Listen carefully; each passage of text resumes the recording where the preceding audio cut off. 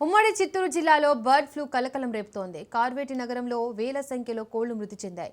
వేల కోళ్లు మరణించినట్లు అధికారులకు స్థానికులు సమాచారం ఇచ్చారు. దీంతో క్షేత్రస్థాయిలో పర్యటించాలని అధికారులకు కలెక్టర్ ఆదేశించారు. కోళ్ల ఫారాలను పరిశీలించి వివరాలు సేకరిస్తున్నారు. మరణించిన కోళ్లను గొయ్యెత్రవి పాతిపెట్టారు. కోళ్ల సామూహిక మరణాలకు గల కారణాలపై విచారణ చేపట్టారు. కోళ్ల బ్లడ్ శాంపిల్స్ ను భోపాల్లోని ల్యాబ్కు పంపారు.